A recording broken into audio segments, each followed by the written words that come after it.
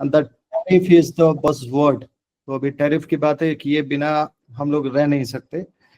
तो आपके सवाल को मैं दो पार्ट में सेग्रीगेट करूंगा।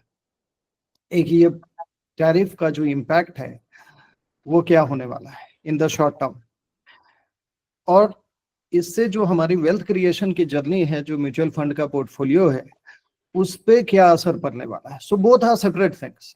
हम हालांकि अभी ज्वाइन करके जरूर है, क्योंकि जो शॉर्ट टर्म नॉइज होता है वो शॉर्ट टर्म नॉइज सेंटीमेंट को अफेक्ट करता है, और sentiment day to day market की वोलेटिलिटी को अफेक्ट करता है। और मजे की बात है कि day to day volatility of the market और वेल्थ क्रिएशन स्टोरी दोनों ही बिल्कुल कोई, दोनों में संबंध ही नहीं है, दोनों बिल्कुल डिफरेंट। मगर अगर डे टू डे न्यूज को, वोलेटिलिटी को अगर डिस्कस ना किया जाए, अगर मान लो सीएनबीसी सारा दिन टैरिफ वॉर के ऊपर एपिसोड ना करे तो कोई देखेगा नहीं। यूट्यूब के वीडियो सनसनी फैलाते हुए अगर ये ना कहेंगे कि इस टैरिफ वॉर के कारण जमींदोज होने वाला है, बाजार क्रैश होने वाला है। एक कल एक हमारे मित्र हैं, उन्होंने एक रील भेजा था, इंस्टाग्राम का रील था, 1 मिनट का रील था। उसमें 1 मिनट में ये खूबसूरती से समझा दिया गया था कि ये टैरिफ वॉर जो डोनाल्ड ट्रंप साहब हैं उनके अमेरिका पे 25 ट्रिलियन की इकोनॉमी है और 36 ट्रिलियन का कर्जा है उनका, 136% का, और कर्जा है तो ईएमआई भी जाएगा। तो ईएमआई इतना ज्यादा हो गया है जो उनके डिफेंस बजट को भी क्रॉस कर गया है। 4% से ज्यादा जीडीपी का ईएमआई जा रहा है। अब उस लोन को चुकाना है, तो उस लोन को चुकाने के लिए क्या करेंगे, उनके पास कोई उपाय नहीं है। तो वो चाहते हैं दुनिया भर की मार्केट गिर जाए, और इसलिए वो अनाप शनाप जो है टैरिफ डाल रहे हैं। टैरिफ डालने से इन्फ्लेशन होगा, दुनिया भर के बाजार गिरेंगे, फिर वो अपनी ट्रेजरी बॉन्ड बेचेंगे, और ट्रेजरी बॉन्ड जब वो बेचेंगे इसके बाद उनका कर्जा जो है रीफाइनेंस, इसको रीफाइनेंसिंग करते हैं, इससे उनका कर्जा चुकता हो जाएगा। अच्छा, मेरी बातों के लहजे में तो शायद लोगों को समझ, एक सरकाजम में समझ आ गया, मगर वो जो रील था वो इतनी इफेक्टिवली बोल रहा था कि अगर मैं भी 17 साल पहले, जब मैं फाइनेंस को इतने करीब से नहीं देखा था, मार्केट इकोनॉमी को इतने करीब से नहीं देखता था, अनुभव नहीं था, एकेडमिक भले था, तो मैं भी कन्विंस हो जाता कि आज ही सारा बाजार को बेच दो, और बाजार गिरने वाला है। 1929 के ग्रेट डिप्रेशन से कंपैरिजन होने लगती है। अब आपने खाली एक चीज देखना है कि जो आप रील देख रहे हो, जो आप यूट्यूब पे वीडियो देख रहे हो, उसका जो मकसद है वो विजिबिलिटी बढ़ाना है, उसका व्यूज बढ़ाना है, टीआरपी बढ़ाना है। तो इसलिए जो कॉन्टेम्पोररी वॉइस है, जो नेगेटिविटी अट्रैक्ट्स आवर अटेंशन मोर, और लॉन्ग टर्म स्टोरी हम भूल जाते हैं। तो चलो जो शॉर्ट टर्म स्टोरी है, टैरिफ, उसे ये चर्चा कर लेते हैं। टैरिफ, अगर आपकी 100 रुपए की इकोनॉमी है, मैं बिल्कुल लेमन भाषा में समझाना चाहता हूँ। Of course there are so many people who are quite learned here, they will excuse me because I have to take into account the people who don't know finance much. So मान लिया जाए 100 रुपए की आपकी economy है, 100 रुपए में जो यूएस को गुड्स और services, mainly what we are exporting to other countries our services, goods का परसेंटेज कम है। टैरिफ सर्विसेज पे नहीं लगा है, गुड्स पे लगा है। गुड्स का जो टैरिफ है 100 रुपया में 2 रुपया है, 2%। अब इस टैरिफ की जरा विवेचना करेंगे तो आपको ऐसा लगेगा कि जो 50% का टैरिफ है, इसका मतलब जो 100 रुपए का माल है 150 का हो गया, 500 रुपए का माल है 750 रुपया हो गया। That is a very wrong interpretation. जो टैरिफ लगाई जाती है एक चीज की कीमत लैंडिंग कॉस्ट पे लगाई जाती है। सो लैंडिंग कॉस्ट क्या होता है, मान लीजिए एक शर्ट आया, हमने इंडिया में इंपोर्ट किया, पोर्ट पे आया, उसको लैंडिंग कॉस्ट कहते हैं, मान लीजिए 100 रुपए का है। वो चेन ऑफ लॉजिस्टिक और सर्कुलेशन, डिस्ट्रीब्यूटर चेन, ये सब से घूमता हुआ आपके सामने वॉलमार्ट के स्टोर में टंग गया। अब उस शर्ट की कीमत 750 रुपया। जो टैरिफ लगेगा वो 750 रुपए पे नहीं लगेगा, जो टैरिफ लगेगा वो लैंडिंग कॉस्ट पे लगेगा, 100 रुपए पे। अब जो 100 रुपए का जो टैरिफ जो लगा भी है, उसमें the heat of the appreciation in the cost will not be entirely exposed to customer only. क्योंकि कस्टमर को दे दिया तो बिजनेस का कॉम्पिटिटिवनेस कम हो जाएगा। तो ऑब्वियसली कुछ पार्ट जो डिस्ट्रीब्यूटर है उसके पास माथे पे जाएगा, कुछ पार्ट मैन्युफैक्चरर के पास जाएगा, और कुछ पार्ट जाके ऑफ कोर्स सामान के गुड्स पे, जिससे उसके मार्केटिंग पे असर पड़ेगा। तो सब 100 रुपया में 2 रुपया ही आप गुड्स को एक्सपोर्ट कर रहे हैं, 2%। वो 2% का एक क्वार्टर आपका वैल्यू ऐड कर रहे हैं। नॉर्मली वैल्यू एडिशन जो हो रही है उसके ऊपर आप जो जीएसटी दे रहे हैं, दैट इज 1 क्वार्टर।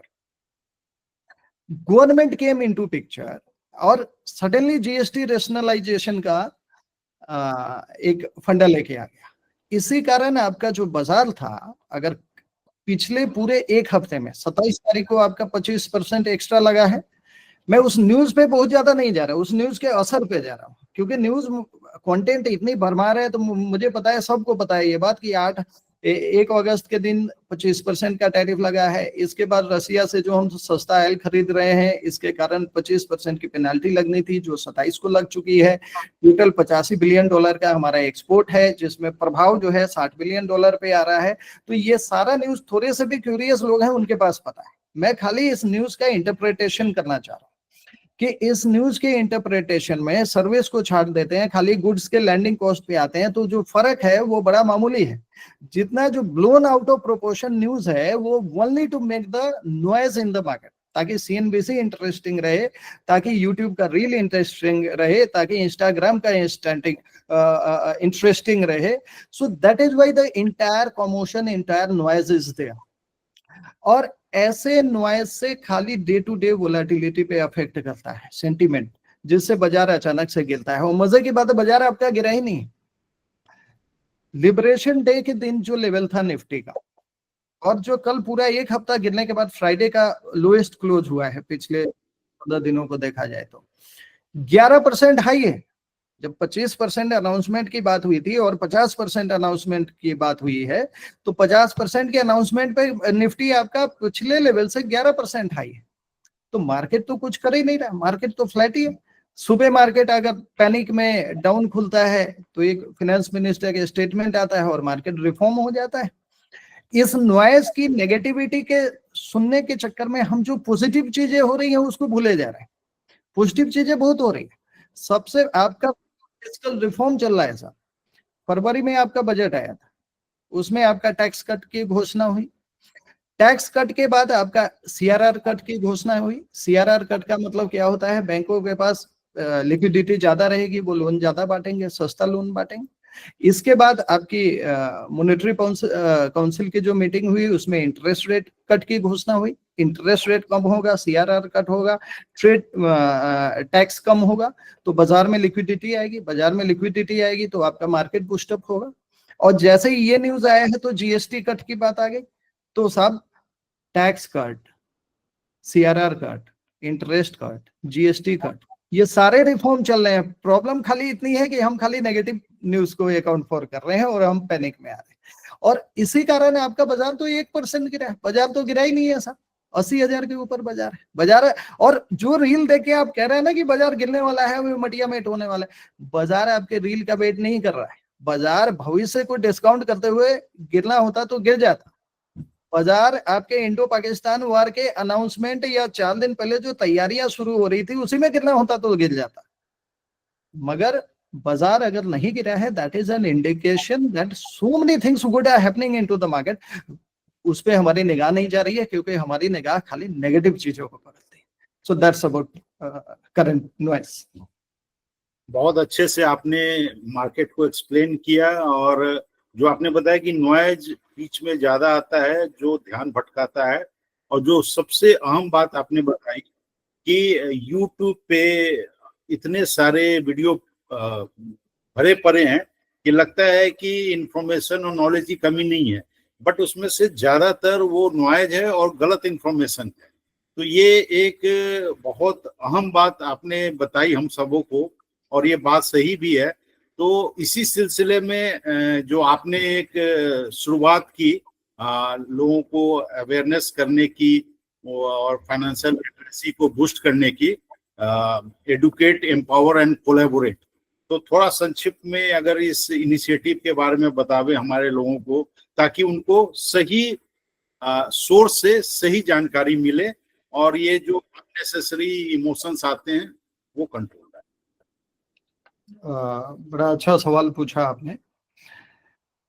हमारा उद्देश्य क्या है बाजार में निवेश करने के लिए? हमारा उद्देश्य जैसा आपने बताया, अपनी जो कैपिटल है उसकी वैल्यू को प्रिजर्व करना है। पैसे कहीं भी डाले जा सकते हैं, अलमारी में डाल दो, नीचे डाल दो, बैंक या सेविंग अकाउंट में डाल दो, एफडी अकाउंट में डाल दो, इसके ऊपर बढ़ो तो आप म्यूचुअल फंड में डाल दो, थोड़ा और रिस्क लेना है स्टॉक में डाल दो, ज्यादा ग्रीड बढ़ती है एफएनओ की ट्रेडिंग चालू कर दो, फिर क्रिप्टो और पता नहीं क्या क्या आ जाता है। सो जब हम डरते हैं तो हम तकिए के नीचे चालू करते हैं, और जब ग्रीडी होते हैं तो सीधा एफएनओ ट्रेडिंग और क्रिप्टो ट्रेडिंग पे पहुंच जाते। एक जमाना था, सबसे पहले 3-4 औद्योगिक क्रांति हमने देखी है और सुनी है, हिस्ट्री में पढ़ी है। सबसे पहले हुई थी इंडस्ट्रियल रिवॉल्यूशन, जो कि अमेरिका ने को ग्रेट बनाया, बाकी वेस्ट को ग्रेट बनाया। औद्योगिक क्रांति के बाद हुई जी आईटी रिवॉल्यूशन, जिसमें इंटरनेट को ग्रेट बनाया। आज हम लोग सोशल मीडिया रिवॉल्यूशन के जमाने में हैं। सोशल मीडिया रिवॉल्यूशन में पहले जो इंफॉर्मेशन स्कार्स होता था, अब ओवरलोड हो इंफॉर्मेशन है। अब चैलेंज ये नहीं है कि आपको इंफॉर्मेशन पाना है, एजुकेशन पाना है। चैलेंज ये है कि उस सारे फ्लड ऑफ इंफॉर्मेशन में सही इंफॉर्मेशन कैसे आप फिल्टर करेंगे। मुझे बचपन की बातें याद हैं, अगर एग्जाम कभी सही नहीं आता था तो कुछ हमारे यार दोस्त और इंक्लूडिंग मी ऑल्सो कहते थे कि मास्टर जी ने सिलेबस ही गलत पूछ लिया, हमें पढ़ाया कुछ और था, पूछ कुछ और लिया। तो नॉर्मली आप बहुत लोगों से अगर पिछले 10 साल की स्टोरी पूछेंगे, जो लोग 10 सालों से निवेश कर रहे हैं, तो उसमें 2 प्रकार के लोग होंगे। एक जिन्होंने पैसा बनाया है और दूसरे होंगे जिन्होंने खाली गंवाया है। तो अनुभव दोनों के पास है। दोनों, मेरे सेमिनार में बहुत लोग उठते हैं और कहते हैं मेरे पास 30 साल का अनुभव है। 30 साल में उन्होंने बनाया क्या है, तो वो बताते हैं कि 3 करोड़ गंवाया है। ऐसा लाइव बातचीत होती है। अब दोनों में डिफरेंशिएट करेंगे तो सबसे बड़ा डिफरेंशिएशन है ईक्यू वर्सेस आईक्यू का, intelligence quotient versus emotional quotient. जब बाजार में इंटेलिजेंस की जरूरत अगर ज्यादा होती तो बाजार में आइंस्टीन सबसे ज्यादा पैसा बनाते, या अमर्त्य सेन जिनको नोबेल पुरस्कार मिला है इकोनॉमिक्स पे, राकेश झुनझुनवाला की जगह पे अमर्त्य सेन होते। सो मैं एक छोटी स्टोरी सुनाता हूं आपको। एक किताब है द इंटेलिजेंट इन्वेस्टर, जो स्टॉक मार्केट में जिज्ञासा रखने वालों के लिए बड़ी अच्छी किताब है, बहुत लोग उसको पढ़ते हैं। उस किताब के रचयिता हैं बेंजामिन फ्रैंकलिन, जो वॉरेन बफे के गुरु हैं। वॉरेन बफे उनको अपना प्रोफेसर है। उन्होंने एक कहानी बताई है आइंस्टीन के बारे में। अब देखिए, मैं पीएसयूज, बीएचईएल, एनटीपीसी, सेल, गेल और डिफेंस इनके क्लाइंट्स हैं हमारे, जिनके रिटायर्ड पोर्टफोलियो मैनेज करते हैं। So mostly they are engineers. Engineers are the sharpest brains of the country. उनके ब्रेन के सामने हमारी ब्रेन कुछ भी नहीं है। They are very sharp. Relative comparison किया जाए तो हमारी ब्रेन से उनकी ब्रेन बहुत आगे चलती है, मगर अगर आइंस्टीन की ब्रेन से कंपैरिजन किया जाए तो ऑब्वियसली आइंस्टीन की ज्यादा चलती है। आइंस्टीन साहब के बारे में बेंजामिन फ्रैंकलिन ने अपनी किताब में स्टोरी लिखी है। कंपनी थी साउथ सी करके। साउथ सी के स्टॉक्स में आइंस्टीन साहब ने पैसे डाले थे। अब मान लीजिए 100 रुपया, रेफरेंस के लिए बता रहा हूँ, 100 रुपया पैसे डाले, पैसे की कीमत तुरंत 140 रुपया हो गई। उन्हें लगा कि ये 40% का ग्रोथ आ गया है, बहुत अच्छा है, अब ये गिरने वाला है तो इसको बेच दिया जाए। तो उन्होंने 140 पे बेच दिया। बेचने के बाद वो शेयर 200 रुपए का हो गया। 200 रुपए के होने के बाद उन्होंने कहा अरे मेरे से गलती हो गई, शुरुआती है तो कोई बात नहीं जी। फिर से उन्होंने इस बार 100 रुपए नहीं डाला, 1000 रुपए डाल दिया, जब 200 रुपए का शेयर हो गया। अब जब उन्होंने 1000 रुपए डाल दिए तो वो शेयर सीधा क्रैश होके, उसमें बबल बन गया था, बबल फट के फिर से वापस नॉर्मलाइज हो गया। उनको 50% का नुकसान हो गया। ऐसा 2-3 बार हुआ, और 2-3 बार करने के बाद आइंस्टीन साहब ने स्टॉक मार्केट की इन्वेस्टिंग बंद कर दी। उन्होंने पूरी जिंदगी साउथ सी कंपनी का नाम अपने सामने लेने वालों को अपने से दूर कर लिया कि कोई नाम भी नहीं लेगा। उन्होंने एक स्टेटमेंट दिया कि मैं अंतरिक्ष में जो सैटेलाइट घूम रहे हैं उनके चाल की परिकल्पना कर सकता हूँ, स्पीड की परिकल्पना कर सकता हूँ, मगर लाखों करोड़ों लोगों के पागलपन की परिकल्पना मैं नहीं कर सकता। इसलिए stock market is not my cup of T. So why I told you this story. The moment you start getting intelligent into the market and you start analyzing the short-term data, that will always give you a wrong picture. Having patience, having discipline, having shuttle तटस्थ रहना in terms of volatility. जब हवाई जहाज उड़ रही है और weather बहुत खराब है, हवाई जहाज हिलता है, तो हमें सीट बेल्ट लगा के बैठ के अपने पायलट पे भरोसा रखते हुए बैठना है। उल्टा ऐसा तो होता नहीं है, सीट बेल्ट खोलो, पायलट का दरवाजा पीटने लगो कि भैया क्या उड़ा रहे हो तुम, तो हम गंतव्य पे पहुंच जाते हैं। So this emotional quotient only and only has worked into a stock market, your patience. और इसके लिए I have a very interesting slide. If I can request Ishir, if you are there, can you show a slide which I want to show to prove my point. अभी तक मैंने जो भी बातें कही है, उद्देश्य इसका बस समझाना और सिखाना है। आपने पूछा था एजुकेट, एम्पावर, कोलैबोरेट जो इनिशिएटिव है, इसका मकसद एक ही है, सही इंफॉर्मेशन को सही तरीके से आप तक पहुंचाना अमंग द फ्लड। सो मैं एक आपके पास स्लाइड दिखाना चाहता हूं। Ishwar, can you show the slide? और यस सर, विल ट्राई। या आपके प्रश्न का उत्तर थोड़ा लंबा रहेगा बिकॉज आई फाइंड इट। नहीं, ये सबसे अहम प्रश्न है, और जो भी आपने जिक्र भी किया कि हम जानकारी रहेगी हमारे दर्शकों, श्रोतागणों को, कि जो अपने इमोशंस पे कंट्रोल करके और पायलट पे भरोसा करना, जो आपने बोली है कि हमें एक जो हमारा फाइनेंशियल कोच एक पायलट हो, उस पे हम भरोसा रखें, और जैसे कितना भी टर्बुलेंट एयर जर्नी है, हम पायलट पे भरोसा करके अपनी जर्नी कंफर्टेबली एंजॉय करते हैं। तो इस चीज को आगे बढ़ाइए प्लीज। सो सुधांशु साहब, मैं आपके पहले सवाल के अब सेकेंड पार्ट में आ रहा हूँ। आपने एक सवाल पूछा था कि जीएसटी का इम्पैक्ट मार्केट पे क्या होगा और हमारे अपनी इन्वेस्टमेंट पे क्या होगा। और मैंने कहा था कि जीएसटी पे जो इम्पैक्ट होगा, जो फंडामेंटल इम्पैक्ट होने वाला है, वो नेग्लिजिबल है। उसकी फिक्र फाइनेंस मिनिस्ट्री कर रही है, हमें प्रेशर नहीं। We are talking about tariff impact. Sorry, tariff impact. Yes, please continue. अब उसकी बात को अब हम अपनी इन्वेस्टमेंट पे लेके आते हैं। हमारी जो इन्वेस्टमेंट है उसका जो ड्राइवर है वो हमारी इकोनॉमी है। हमारी इकोनॉमी क्या है? Sum total of businesses Bharat की इकोनॉमी है। भारत की इकोनॉमी जितने भी व्यापार हैं, large cap, mid cap, small cap, इन तीनों में डिवाइडेड है। लार्ज, मिड और स्मॉल कैप को मिला के जो सम टोटल बनता है वो भारत की इकोनॉमी बनती है। मैंने आपसे बताया कि जो thrill, if you are getting excited after investing into the markets, you are into a wrong path. The path to wealth creation is very boring. जब मैं टैरिफ के बारे में बात करूंगा, जब मैं नेगेटिव बात करूंगा, काफी इंटरेस्टिंग लगेगा, थ्रिलिंग लगेगा। बैक टू बेसिक्स अगर मैं फंडामेंटल्स की बात करूंगा, वो थोड़ी बोरिंग लगेगी। मगर असली ड्राइवर मार्केट की फंडामेंटल्स ही है। ये फंडामेंटल्स के लिए मैंने ये स्लाइड बनाया है। ये हमारा जो मार्केट है 1978 में 100 रुपए से चालू हुआ। आज जो बाजार का लेवल है 80,000 है।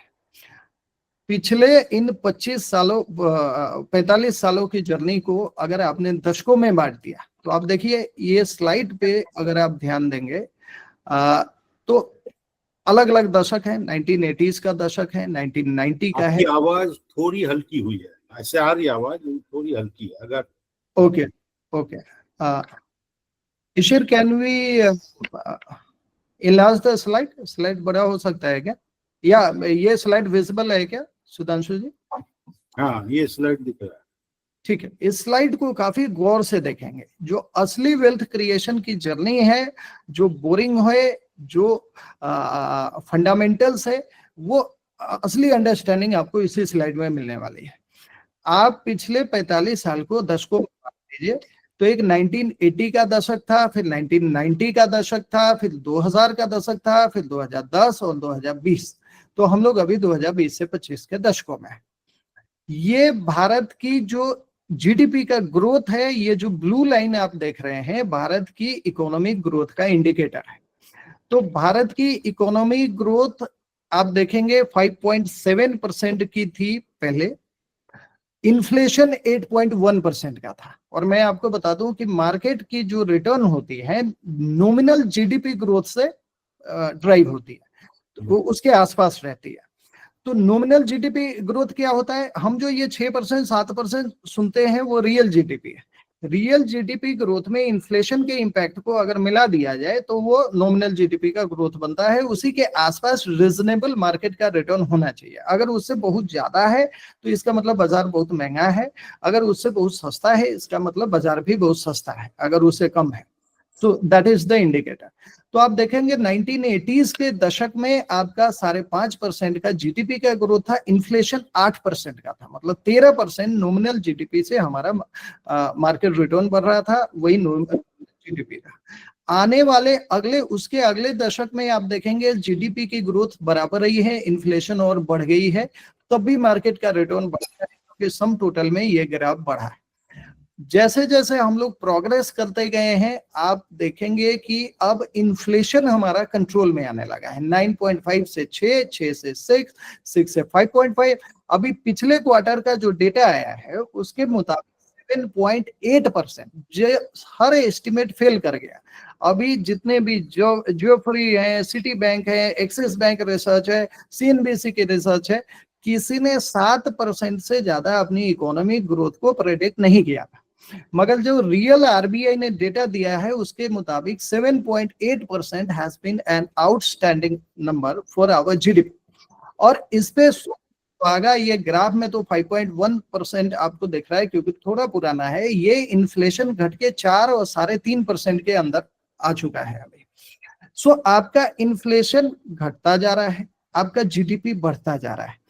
This is despite her decade में ऐसे इवेंट्स होते रहते हैं। अब देखिए ये पिछला डिकेड में आपको याद हो तो अभी हम लोग टैरिफ वॉर की बात कर रहे हैं, 2 साल पहले हम लोग रसिया और यूक्रेन वॉर की बात कर रहे थे, 6 महीना पहले हम लोग इंडिया और पाकिस्तान वॉर की बात कर रहे थे, उसके 2 साल पहले 2020 में अनप्रेसिडेंटेड इवेंट कोरोना की बात कर रहे थे। सो ये सारी चीजें इसी दशक में हुई एंड डिस्पाइट दिस 44,000 की बाजार बढ़ के 80,000 टच की है, पीक इसका 86,000 था। सिमिलरली इसके पिछले डिकेड में आप चले जाएं तो इसमें भी कोल एलोकेशन, कोल वाला स्कैम आया, यूरोपियन यूनियन का डेट आया, टेपर टेंट्रम आया, हाई बैंकिंग आया, मेक इन इंडिया, ब्रेक्सिट, ये सारे इवेंट हुए। ये सब मार्केट के हेडलाइंस हैं। ये 2000 वाले टर्म में आप चले जाएं तो .com बबल फूटा, आईटी का क्रैश आया था, 9/11 हुआ था, अफगानिस्तान इराक वॉर आया था। तो ये जितने मैंने इवेंट्स लिखे हैं ये सब बाजार के हेडलाइन थे। और हम लोग बाजार का जो हेडलाइन होता है, जो नॉइज होता है, उसको हम समझते हैं। अगर किसी ने 100 रुपए 45 साल पहले डाले होते तो 100 रुपए की कीमत 80,000 है, मगर वो उसी बंदे के लिए है जिस बंदे ने इस 40 साल की वोलेटिलिटी को झेल लिया है। तो जो बाजार में रिस्क कहते हैं, रिस्क ऑफ इक्विटी, वो in fact risk is a wrong word, क्योंकि रिस्क बोल के ऐसा लगता है कि पैसे के खोने का डर। बाजार में पैसे खोते नहीं है साहब। हाँ, बाजार के फिर फॉर्म अलग अलग हो गए। एक बाजार को आप डायरेक्ट डीमेट अकाउंट खोल लिया और स्टॉक की शेयर परचेज करने लगे, तो एक पर्टिकुलर स्टॉक में आपके पैसे डले हैं, वो व्यापार बंद हो गया तो स्टॉक की वैल्यू 0 हो जाएगी, तो आप बाजार में जिनको स्टॉक में खो सकते हैं आप। मगर जैसे ही उस बाजार को आप म्यूचुअल फंड के थ्रू एंटर करते हैं तो आप कम से कम 20 से 25 बिजनेस में आपकी डाइवर्सिफिकेशन है। तो ये जो 20 से 25 बिजनेस या मोर देन 70 to 80 बिजनेस है, depending upon the category of the fund, obviously 70 से 80 बिजनेस इकट्ठा बंद होने नहीं वाले हैं। उनके शॉर्ट टर्म में वोलेटिलिटी रह सकती है, उतार चढ़ाव रह सकता है, लॉन्ग टर्म में they have to go higher and higher only. So the only thing which you require into the market gentleman is your emotional quotient to be higher than intelligence quotient. Just sit tight with a good approach of investing. That's it. बहुत अच्छे से आपने explain किया इन चीजों को। और ये जो आपका टैगलाइन है EQ versus IQ, emotional quotient is more important than intelligence quotient in the market. और जो आपने महान वैज्ञानिक आइंस्टाइन के बारे में आपने बताया कि वो कैसे एक स्टॉक में अपने इमोशंस पे कंट्रोल नहीं रखकर और इंटेलिजेंस अपने दिमाग से गए एंड उनको इस निवेश के मार्केट में धक्का लगा। तो बहुत अच्छे से आपने एक्सप्लेन किया और आई एम वेरी हैप्पी। और मैं सभी को एक बार फिर से बता दूं कि एडुकेट, एम्पावर, कोलैबोरेट जो है डॉक्टर कुमार गौरव सर की एक बहुत अच्छी एडुकेटिव इनिशिएटिव है। जो नर्चरिंग मनी जो कंपनी है वो इसको हमेशा प्रोपेगेट कर रही है, आगे ले जा रही है, ताकि सही इंफॉर्मेशन सही तरीके से आप तक पहुंचे। और आप जैसे कि अगर एयर जर्नी कर रहे हैं, मार्केट टर्बुलेंट भी आता है, कोई बात नहीं, वो पायलट देखेगा, आप अपना ईयरफोन लगाइए, म्यूजिक सुनिए, सामने में आप मूवी देखिए, एवरीथिंग। तो आगे बढ़ते हैं। आपने जिस सवाल को आपने जहां पे बंद किया, जिस जवाब दिया, उससे एक और बड़ा प्रश्न आता है कि अभी जो है बहुत सारे लोग रिटायर हो रहे हैं। इनफैक्ट 2023 से 2028 में ऐसा माना जा रहा है कि 45% public sector and government employees are getting retired. और खासकर बहुत सारे जगह अब जो है पेंशन भी नहीं है। तो वैसे में जब जो रिटायर हो रहा है उनके पास लमसम पैसा है, लेकिन वो पैसे को कैसे निवेश करें। और मार्केट में जैसे आपने बताया नॉइज बहुत ज्यादा है अभी के हाल के इसमें, तो क्या एक सही रणनीति होनी चाहिए ऐसे निवेशक को कि उस पर थोड़ा आप प्रकाश डालें, वो थोड़ा गाइड करें। Perfect. So, somebody who has retired, retirement is a beautiful phase of life. In a way, it frees you in terms of your ownership of your time and location. इसके पहले तक आपकी जिंदगी बंधी होती है और इसके बाद आप स्वतंत्र होते हैं। मगर फाइनेंशियल टर्म्स में देखा जाए तो कहीं ना कहीं there is a sense of insecurity because somebody has a pension, somebody doesn't have a pension, and insecurity in the sense that कहीं एक गलत इन्वेस्टमेंट में फंस के मेरे पैसे खराब तो नहीं हो जाएंगे, जीरो तो नहीं हो जाएंगे। अब अगर इसका गणित अगर समझे तो बहुत लोगों को इस कॉल में पता ही है, तो मैं इसको रिपीट नहीं करूंगा कि जो पैसा है उसकी कोई कीमत नहीं है। पैसे की जो क्रय शक्ति है, परचेजिंग पावर है, कीमत खाली उसी की है। और वो जो वैल्यू ऑफ मनी है वो इन्फ्लेशन के कारण इरोड होती है। इन्फ्लेशन जो 3-4% अभी मैंने भी आंकड़े दिखाए, अखबारों में आते हैं, वो सरकारों का गणित है। जो आपको प्रभावित करती है वो आपका ट्रेवल का एक्सपेंडिचर है, वो आपका रेस्टोरेंट का एक्सपेंडिचर है, आपका फूड और ग्रोसरी का आइटम है, मतलब cost of living. Cost of living साहब डबल डिजिट अर्ली में रहता है। तो कॉस्ट ऑफ लिविंग अगर जिस रफ्तार से बढ़ रहा है, पैसे की क्रय शक्ति उसी रफ्तार से घट रही है। तो डबल डिजिट मान लीजिए 10%, तो 10% अगर पोस्ट टैक्स रिटर्न आपके पैसे में जनरेट हो रहा है तो you are just preserving the wealth, but at least preserving the wealth. अगर 10% भी नहीं है, आप कहते हैं कि जो मैं सीनियर सिटीजन की स्कीम में डालूंगा 8% में टैक्स काट के 5% मिलेगा, मगर पैसे कम से कम सुरक्षित तो है। तो कम से कम सुरक्षित नहीं है साहब, क्योंकि 10% उसका वैल्यू 6 हो रहा है, इरोड हो रहा है, और 5% से आप ग्रोथ कर रहे हैं, तो नेगेटिव 5% पे डाला है आपको अभी नहीं पता लग रहा, सारी चीजें 10 ईयर्स डाउन द लाइन पता लगेगी।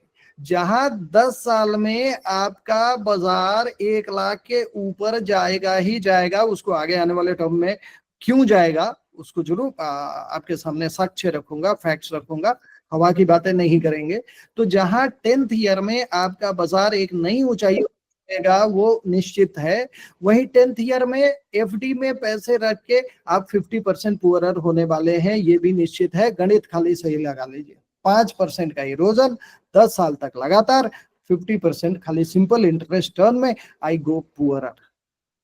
सो there is only one way 10% return पाना है पोस्ट टैक्स। ऑप्शन कहाँ है? मार्केट में है। मार्केट का रिस्क घटाना कैसे है? म्यूचुअल फंड के थ्रू। म्यूचुअल फंड का रिस्क कैसे घटाना है? Emotional quotient. इमोशनल कोशेंट क्या कहता है? धैर्य रखना है, डिसिप्लिन रखना है। अब ये बातें जितनी मैं आसानी से कह रहा हूं इतना आसान है, क्योंकि ये दोनों साइड पे। जब बाजार का पिछले 1 साल 1.5 सालों का आप परफॉर्मेंस देखेंगे तो पिछले साल सितंबर बाजार अपने पीक पे था, कितना? 86,000 का लेवल। आज इस साल सितंबर अभी खत्म हुआ है, बाजार क्या है? 80,000 का लेवल। 6,000 का नेगेटिव, 5-6% का नेगेटिव बाजार, निफ्टी का रिटर्न नेगेटिव आया है। अब इस नेगेटिव रिटर्न के सापेक्ष में किसी व्यक्ति ने 4 महीना पहले फरवरी के महीने में, मार्केट ब्लैक मंडे था, उनको भी लगा चलो भाई जब करोड़ रुपए बाजार में लगे हुए हैं तो 2 लाख और लगा देते हैं, तो बिल्कुल 72,000 का बाजार था, उन्होंने 2 लाख रुपए लगा दिए। अब 6 महीने की परफॉर्मेंस बाजार की 72,000 की बाजार 80,000 पे पहुंच गई। So there are 2 performance before that person. One performance of last 6 months which he did deliberately himself but with a small amount.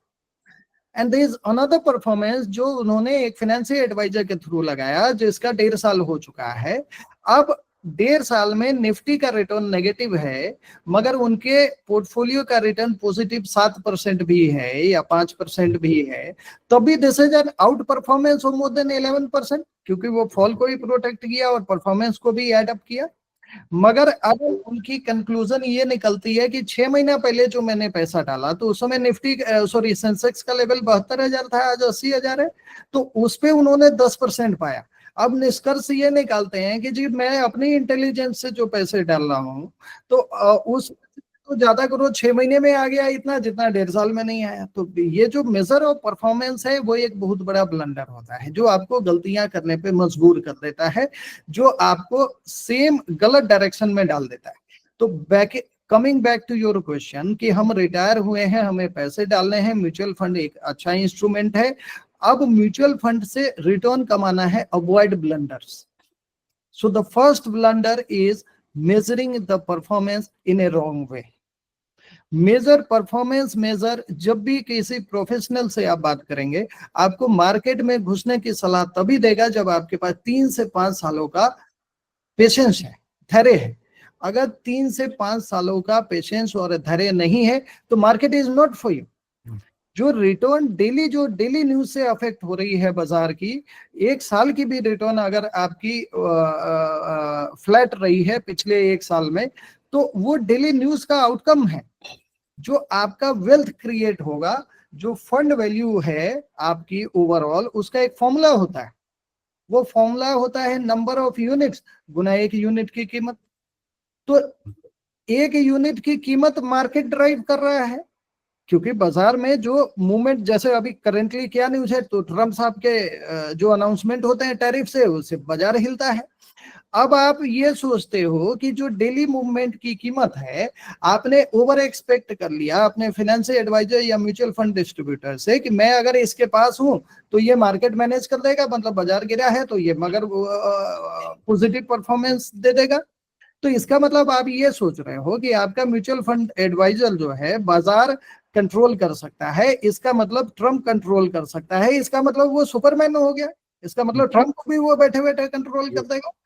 आपका फाइनेंशियल एडवाइजर लेफ्ट साइड में आइए, number of units Guna 1 unit की कीमत, आपका wealth number of unit से बनने वाला है। 1 यूनिट की कीमत आप कुछ मत कीजिए, स्वतः 5 साल में हायर लेवल पे चला जाएगा। आपका फाइनेंशियल एडवाइजर उस 5 सालों में आपको हैंड होल्ड करके टिका दे तो he is successful, because you will make your money. क्योंकि सवाल यहाँ खाली 5 साल टिकने की, और इस 5 साल के बीच में जितने भी घटनाक्रम आएंगे, और जितने भी घटनाक्रम मैंने आपको ग्राफ में दिखाए हैं, वो पहली बार नहीं हुए हैं, वो हर दशक में हुए हैं, और हर दशकों में घटनाक्रम आते रहेंगे। जब बाजार बढ़ेगा तो आप ग्रीडी होते रहेंगे, जब बाजार गिरेगा तो आप पैनिक होते रहेंगे, और इसमें आपकी हैंड होल्डिंग करना ही एक म्यूचुअल फंड डिस्ट्रीब्यूटर का काम है। और नंबर ऑफ यूनिट आपके तब बढ़ेंगे जब सस्ता बाजार को खरीदेंगे। हर घटना एक अपॉर्चुनिटी आती है। आप देखिए, ये अगर टैरिफ वॉर नहीं होता, 50% टैरिफ नहीं लागू किया जाता, तो क्या जीएसटी रेशनलाइजेशन करने की जरूरत थी अभी फाइनेंस मिनिस्टर को? तो एक अपॉर्चुनिटी आई। अभी पूरी मिनिस्ट्री बैठ के इकोनॉमी बिजनेस को डीरेगुलेट करने में लगी है। क्यों रेगुलेट करने लगी है? कि कोई नेगेटिव इंपैक्ट को ऑफसेट किया जा सके। So this is giving you an opportunity. Russia Ukraine का जो वॉर चालू हुआ 2022 में, तो हमें रसिया से सस्ता तेल खरीदने का मौका मिल गया। That was an opportunity. हमने करंट अकाउंट डेफिसिट जो हमारा होता है उसको कंट्रोल करके 2% पे ले आए। हमारा डेट टू जीडीपी रेशियो, ये सब बहुत टेक्निकल इंडिकेटर्स हैं, मैं खाली ऊपर से एक सर्विस व्यू दे रहा हूं। Debt to GDP ratio we are lesser than 100%, जहां पे अमेरिका 136% पे बैठा हुआ है, उनके पे कब्जा। तो फंडामेंटली बहुत सारी चीजें इंडिया में हो रही है साहब, और ये सब घटनाओं के प्रतिफल में हो रही है। जो अपॉर्चुनिटी आ रही है, कोरोना नहीं होता तो आज वीडियो कॉन्फ्रेंसिंग का इतना जलवा नहीं होता कि हम लोग संडे को अपने घरों में बैठ के विचार विमर्श कर रहे हैं। So that was the outcome. So every opportunity, every crisis will come with an opportunity. अब खाली फर्क इतना है कि आपने अपॉर्चुनिटी पाया है या डिस्परेशन में आप ग्रीडी हो गए या सेल कर दिया, पैनिक हो गया, नुकसान कर दिया। तो नुकसान म्यूचुअल फंड के अंदर एक ही व्यक्ति कर सकता है, वो आप खुद हैं, क्योंकि इन प्रोडक्ट की संरचना ही ऐसी हुई है। और मैं इसको प्रूव कर सकता हूँ। आप दुनिया का कोई भी फंड उठा लो, कोई फंड आप कहते हैं कि अच्छा है कोई बुरा है, अरे गूगल पे उसका 5 साल का परफॉर्मेंस ट्रैक करो, 10 साल का परफॉर्मेंस ट्रैक करो, अरे 3 साल का परफॉर्मेंस ट्रैक करो, हर फंड की ग्रोथ आपको डबल डिजिट दिखेगी। इसका मतलब फंड के तो सारे ही पॉजिटिव है और सारे ही अच्छे चल रहे हैं, मगर फंड की रिटर्न और इन्वेस्टर के रिटर्न दोनों अलग अलग है। क्योंकि फंड तो एक पर्टिकुलर पॉइंट के एनएवी को पकड़ता है और 10 साल बाद आज की एनएवी पकड़ता है और डिफरेंस निकाल के प्रॉफिट दिखा देता है। मगर इन्वेस्टर तो किस टाइम में आया है? मार्केट के 3 रन होते हैं साहब। एक बुल रन के बाद करेक्शन, करेक्शन के बाद रिकवरी। बुल रन में हम ग्रीडी हो जाते हैं, करेक्शन में हम पैनिक हो जाते हैं, और रिकवरी फेज में हम बोर हो जाते हैं।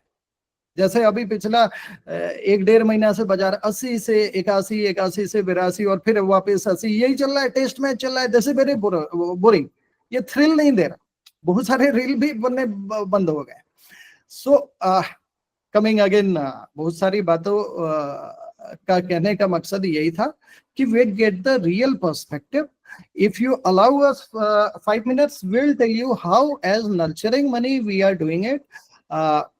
एक बंदा जो रिटायर हुआ है, first Ishir, can you share our website? तब तक आप वेबसाइट दिखाइए। Yes sir, how we are doing it. तो सर ये एग्जांपल मिलेगा, अच्छा रहेगा हमारे लोगों को। या so the first step of retirement planning is, आपको एक ट्रैकर होना चाहिए सामने। बहुत लोगों ने कॉर्पोरेट में काम किया है। कॉर्पोरेट में क्या होता है? आपने भी काम किया, मैंने भी काम किया। बिल्कुल, ट्रैकर बनाए जाते हैं।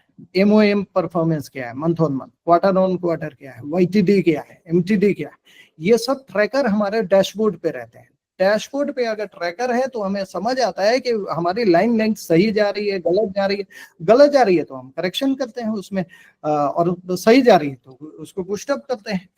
तो हम as a Nurturing Money Private Limited company tracker बनाते हैं of your various asset classes, जिसका एक डेमो मैं दिखाना चाहता हूँ। इसलिए just keep on scrolling up. ये हमारी वेबसाइट है nurturingmoney.com, जिसको आप ओपन करेंगे तो you will get, these are our stat. So overall थोड़ा इसमें और बढ़ोतरी हुई है। 300 करोड़, 250 और 50 करोड़ एफडी और बॉन्ड मिला के वी आर मैनेजिंग 400 से ज्यादा हमारे क्लाइंट हैं। स्टेट थोड़ा नॉर्थ में हमारे पड़े हैं, डेटा हम अपडेट करने वाले हैं। एजुकेट, एम्पावर, कोलैबोरेट जो हमारा इनिशिएटिव है, उसके तहत हम वर्कशॉप करते हैं, सेमिनार करते हैं, अभी वेबिनार कर रहे हैं। मकसद खाली एक होता है, लोगों की हैंड होल्डिंग करना, लोगों को ब्लंडर करने से बचाना, एक सही पर्सपेक्टिव देना, फिल्टर्ड इंफॉर्मेशन सामने वाले के पास पहुंचे, वो purpose.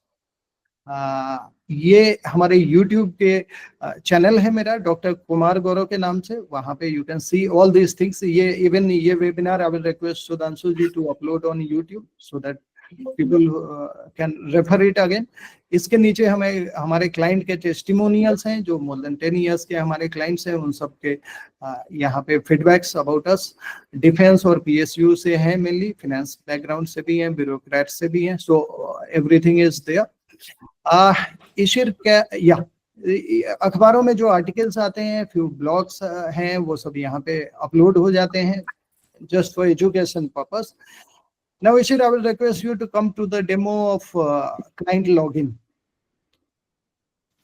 The main journey starts from here, and every client will get a login ID password for getting a tracker of his assets. उनका असेट्स एक जगह पे प्रिजर्व होकर रहे, उनके सामने दिखता रहे। असेट्स में सब कुछ ही है, खाली म्यूचुअल फंड नहीं है, हम आगे बताते हैं। Ishir, can you put my mobile number and my password? क्योंकि किसी क्लाइंट का हम दिखा नहीं सकते, तो मैं for a demo I will show you my own. या तो आपने अपना मोबाइल नंबर डाला, आपने अपना पासवर्ड डाला, तो एक ट्रैकर ओपन हो जाएगा, होम पेज आ जाएगा। जब भी आप कुछ दिनों बाद लॉगिन करेंगे तो पासवर्ड आपको रीसेट करना होगा। So that Ishir is doing for me. You can,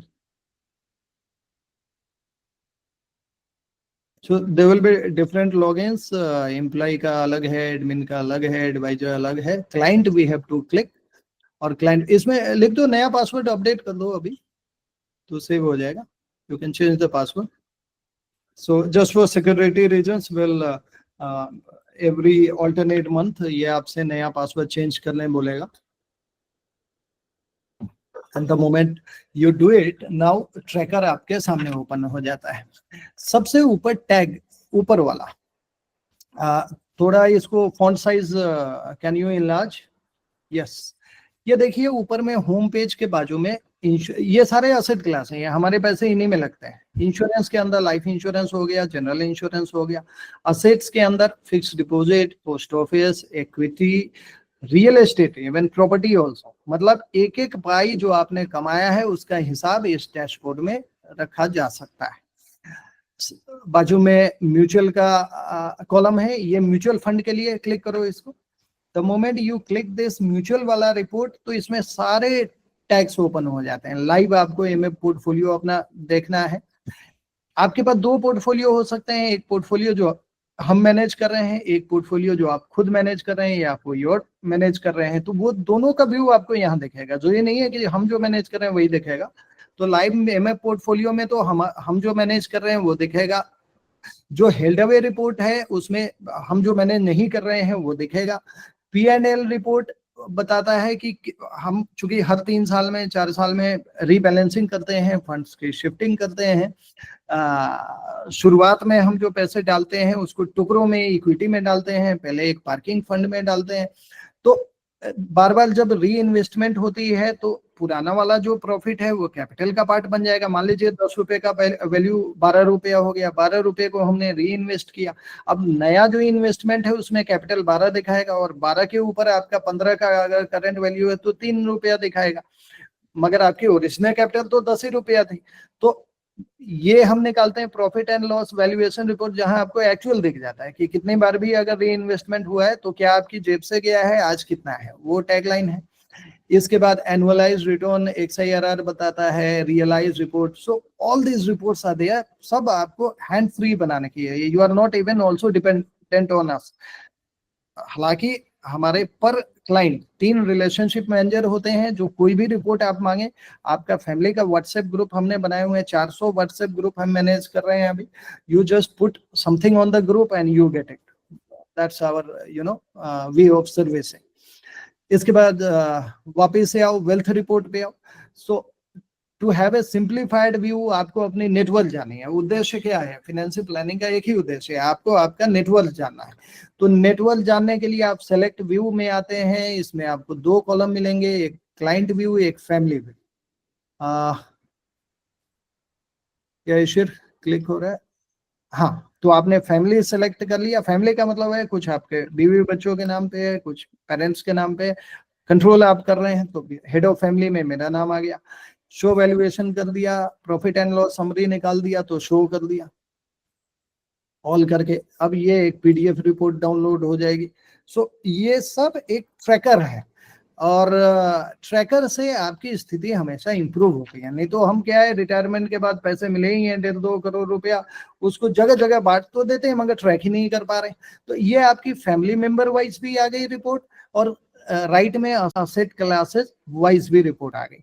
अब इस रिपोर्ट को देख के 2-3 चीजें आप देख सकते हैं। सबसे नीचे बॉटम में आपको आपकी नेटवर्थ दिख रही है, तो यहाँ आपको 6 के करीब की नेटवर्थ दिख रही है। इसका मतलब ये आपकी net worth inclusive of your physical asset and financial asset. तो फिजिकल एसेट क्या हो गया, रियल एस्टेट। तो अब आप देख सकते हैं कि आपका संतुलन क्या है। कई बार आप देखेंगे प्रॉपर्टी तो 90% हमारा जो नेटवर्थ है वो प्रॉपर्टी के अंदर। अब प्रॉपर्टी तो इलिक्विड है सब, जब आपको जरूरत पड़े वो पैसे मिल नहीं सकते आपको। तो इसका मतलब आपने नेटवर्क तो बहुत अच्छी बनाई है मगर उसका संतुलन बिल्कुल खराब हो गया। तो ये संतुलन आप देखेंगे 6 में 2.25 अगर प्रॉपर्टी के अंदर, इसका मतलब संतुलन बराबर है, 50-50 है। अब फाइनेंशियल इंस्ट्रूमेंट के अंदर आ जाइए, तो फाइनेंशियल इसीलिए ये बड़ा होगा कि आप थोड़ा फॉन्ट साइज, तो हाँ बस बस बस ठीक है कर दो, थोड़ा और कर दो। अब आप देखेंगे तो फाइनेंशियल एसेट 2 प्रकार के हैं। एक एसेट वैसे हैं जिनके रिटर्न पे आपको अगर आप 30% टैक्स स्लैब में हैं तो आपको 30% टैक्स देना पड़ेगा। अगर आप कम स्लैब में हैं तो कम देना पड़ेगा, मतलब as per your tax slab. और तो वो हो गई इंटरेस्ट इनकम। तो एफडी में क्या आती है जी, इंटरेस्ट इनकम। पोस्ट ऑफिस में क्या आती है, इंटरेस्ट इनकम। तो इंटरेस्ट इनकम चूंकि मैं हाईएस्ट टैक्स ब्रैकेट में हूं तो मैं 0 रखता हूं। क्यों? क्योंकि I don't want to pay 30% tax. I put my money into some instrument जहां टैक्स पार्ट 0 हो या टैक्स पार्ट कम हो। तो इंटरेस्ट इनकम के अलावा और कौन सी इनकम होती है, तो कैपिटल गेन इनकम होती है। कैपिटल गेन या तो इक्विटी से आएगा, या म्यूचुअल फंड से आएगा, या पीएमएस से आएगा। म्यूचुअल फंड की जो कैपिटल गेन इनकम है वो 1.25 लाख रुपए का आपको टैक्स छूट मिलता है पर पैन कार्ड। तो अगर मान लीजिए हस्बैंड वाइफ है और 2 बच्चे भी हैं घर में, तो इसका मतलब 1.25 लाख गुना 4, 5 लाख रुपए का प्रॉफिट टैक्स फ्री बन जाता है हर साल में। अगर 2 बच्चों वाले फैमिली की मैं बात करूं तो एक परिवार को 5 लाख का प्रॉफिट टैक्स फ्री कमाने का मौका है। 10 साल में 50 लाख का प्रॉफिट आप टैक्स फ्री कमा सकते हैं। इंटरेस्ट इनकम में तो ऐसा कोई मौका नहीं है सर। अब वो तो आपको पूरे के पूरे, एक तो टैक्स का रेट भी ज्यादा है और टैक्स छूट भी नहीं है। हाँ, टैक्स हार्वेस्टिंग एक प्रोसेस है जो मार्च महीने में हम लोग नियरली कि हर व्यक्ति का पर पैन कार्ड 1.25 लाख का कोटा एग्जॉस्ट हो जाए। कई बार आपको लोग मिलेंगे जो 30 साल 40 साल से इन्वेस्ट कर रहे हैं, वो रीशफलिंग करते नहीं है, अपना कैपिटल गेन का कोटा मिस कर जाते हैं। तो कैपिटल गेन का कोटा मिस करने से आपका लास्ट में हैवी टैक्स लग जाता है आपको। तो अगर आप मेरा पोर्टफोलियो देखेंगे तो या तो मेरे पैसे इंश्योरेंस के कुछ टैक्स फ्री पेंशन प्लान्स हैं जो मैंने लिए थे, जिनके ऊपर अप्लीकेबल है उन्हें लेना चाहिए, जिनके ऊपर नहीं अप्लीकेबल है वो ना लें। मगर टैक्स फ्री रिटर्न आपको लाइफ इंश्योरेंस प्रोडक्ट में मिल जाते हैं, और 12.5% कैपिटल गेन म्यूचुअल फंड के ऊपर मिल जाते हैं या पीएमएस के ऊपर मिल जाते हैं। तो ये दर्शाता है कि एक फाइनेंस प्रोफेशनल का जो पोर्टफोलियो है वो ग्रोथ तो डबल डिजिट में कर रहा है, मगर उसका टैक्स का जो इम्पैक्ट है वो काफी कम है। इवन 12.5% नहीं है, क्योंकि हर साल आप पूरे पोर्टफोलियो को तो चर्न करने वाले नहीं है। आप जितना पैसा प्रॉफिट बुक करेंगे वो टैक्स एग्जेम्प्ट का माइनस करके उसी पे तो टैक्स लगेगा। तो इसका मतलब even you are growing not even by 12.5% paying tax, आपका टैक्स रेट आउट गो उससे भी कम रहेगा। So and you can take advantage of the LTCG benefit वगैरह। So this is the way the tracker we build for our client, and then there are of course ways to mitigate the risk and all. So that is one of the services. Thank you. आपने बहुत अच्छे ढंग से खुद के fund का आपने इतना अच्छा डेमो दिया, ऐप का डेमो दिया, और सारे एसेट क्लास इसमें कवर हैं। ये बहुत ही अच्छी बात है। स्पेशल कॉम्प्लीमेंट कि आपने खुद के ही पोर्टफोलियो से सबको बताया बहुत अच्छे ढंग से। तो मुझे पूर्ण विश्वास है कि लोग ज़्यादा से ज़्यादा इस तरह के ऐप का अपने इन्वेस्टमेंट के लिए अच्छा डैशबोर्ड को देख सकेंगे और सारी चीज़ें का निर्णय पा सकेंगे। तो जो अभी आपने टॉपिक पे बात की, और खासकर जो वो आपने बोला कि your financial coach is just like a pilot, कि आपका जर्नी कैसा भी है, पूरे जर्नी में you just relax and enjoy your journey. और जो पायलट है वो कॉकपिट में बैठकर अपना सारा काम कर रहा है, he is taking care, so we need not to be worried about. तो इसी से लगा हुआ एक और प्रश्न मेरे जहन में आया। तो अच्छा, एक चीज मैं अपने सारे व्यूवर्स को बताना चाहूंगा कि अगर आपके मन में कोई भी क्वेरी है, कुछ पूछना चाहते हैं, तो आप चैट बॉक्स में उसको टाइप कर दीजिए।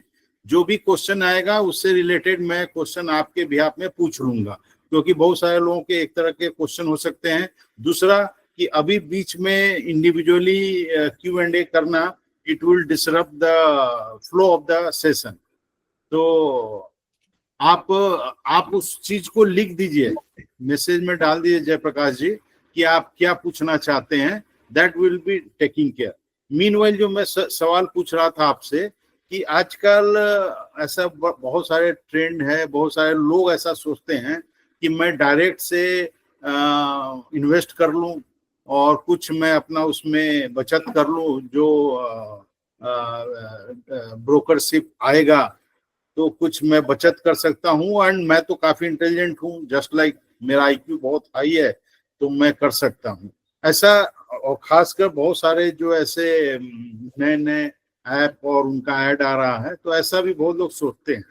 तो इस पे जरा आप प्रकाश डालिएगा कि जो लोग एक अच्छे फाइनेंशियल कोच या एडवाइजर उनको बोले उनके साथ निवेश कर रहे हैं, और जो लोग डायरेक्ट खुद से मार्केट में डिफरेंट प्लेटफॉर्म है उनको उनके थ्रू अगर वो इन्वेस्ट कर रहे हैं, तो दोनों का मतलब विषय क्या होने वाला है परिणाम, और इस पे जरा आप प्रकाश डालें सभी के बेनिफिट के लिए।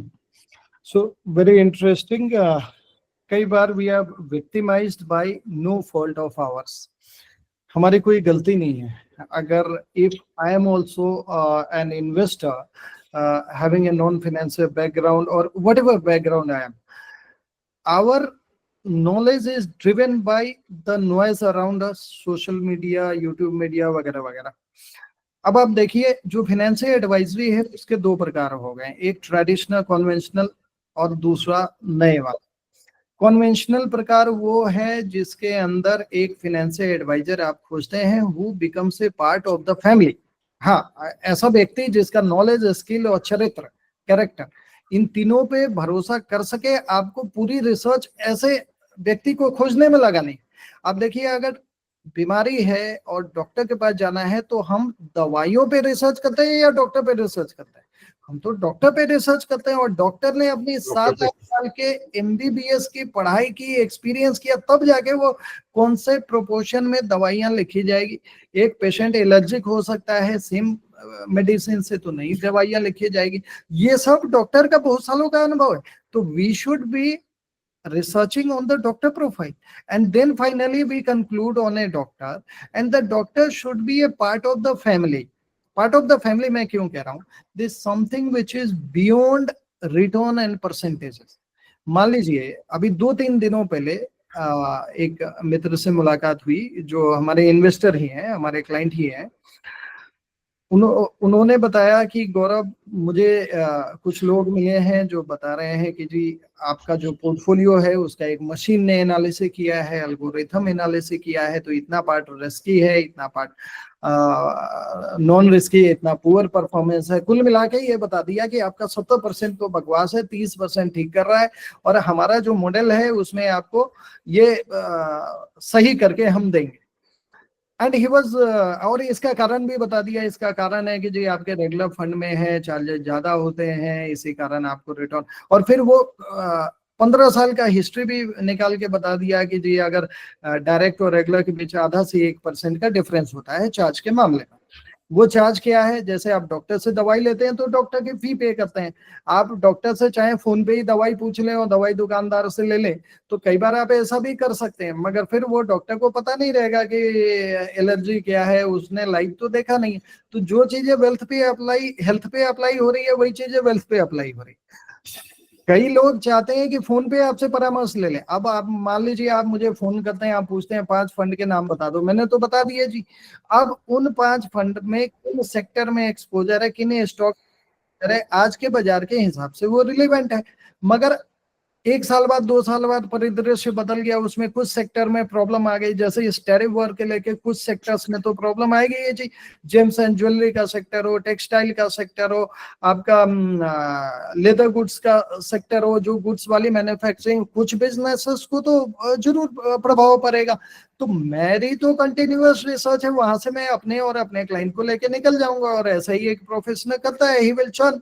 हमने 1 साल पहले सारे स्मॉल कैप बेच दिए, हमने 1 साल पहले सारे मिड कैप बेच दिए, and now we are gradually purchasing only large cap. Large cap में हम भविष्य की थीम परचेज कर रहे हैं, बैंकिंग कर रहे हैं, एनर्जी कर रहे हैं, ऑटोमोटिव जो अभी तक चला नहीं है, मगर आज हर बंदा कंजम्पशन की बात कर रहा है, कैपेक्स टू कंजम्पशन।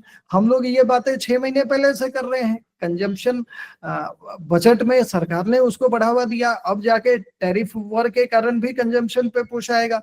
तो ये सारा परिदृश्य बदलने वाला है। So as per the changes into the market, we have to incorporate changes in the portfolio, and that is done only by a financial advisor.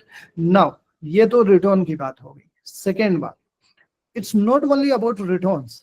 मान लीजिए एक मशीन है, कुछ लोग जो नई जनरेशन आई फाइनेंशियल एडवाइजर्स की, 4 IIM IIT pass out brains हैं, again the top intelligent brains of the mind. उन्होंने सोचा हमें मैक्सिमम प्रॉफिट कमाना है, तो क्या करेंगे, ये कन्वेंशनल जो एडवाइजर की जो लॉबी है, जो फैमिली एडवाइजर की लॉबी है, उसको खत्म करते हैं, एक प्लेटफॉर्म बना देते हैं और लोगों को कह देते हैं भैया इतना पैसा वहां पे जा रहा है, वो पैसे को बचा लो, आपको नॉलेज हम दे देते हैं, मशीन दे देगा नॉलेज, आप अपना उसमें उम्र डाल दो, आप अपनी 10 क्वेश्चन आपसे पूछ लिए, आपकी रिस्क एनालिसिस प्रोफाइलिंग कर दी, और उसके हिसाब से एक मॉडल पोर्टफोलियो आपको सजेस्ट कर दिया और बता दिया कि आपने बहुत अच्छा काम किया। और अगर बाजार में थोड़ा बुलरन चल गया, आपको शॉर्ट टर्म में प्रॉफिट भी आ गया, तो आपने कहा कि जी बड़ा अच्छा काम किया। मगर प्रॉब्लम क्या है, जब बाजार में करेक्शन का फेज आएगा, जब बाजार में कोई ब्लास्ट होगा, तो ये सारे मशीन और लर्निंग आपको खरीदने की सलाह देंगे, ये सारे मशीन आपको बेचने की कभी सलाह नहीं देंगे। तो ऐसा अगर कोई कॉम्पिटिटिव पोर्टफोलियो है, जो आदर्श पोर्टफोलियो है, परफेक्ट पोर्टफोलियो है, तो जो मैं चर्चा कर रहा था, मेरे जो क्लाइंट मेरे पास आए थे, उनकी पोर्टफोलियो का रिटर्न 13% था, और बाजार में म्यूचुअल फंड का जो रीजनेबल रिटर्न माना जाता है वो 12%, 12 से 13%। The portfolio is doing very good. तो मैंने पूछा कि जो नया जो आदर्श पोर्टफोलियो है वो आपको कितना दे देगा, क्या 20% दे देगा, क्या 18 दे देगा? नहीं, वो भी इतना ही क्लेम कर रहा है कि 14% ही देगा। अरे तो जब पोर्टफोलियो का रिटर्न हर बंदा सेम क्लेम कर रहा है, so why you are getting the narrative? क्योंकि बाजार में साहब नैरेटिव बिक रहा है। The narrative of a direct fund investment leaves you alone in times of distress. जब बाजार में क्रैश आएगा, आप किसको फोन करके आप बातचीत करोगे?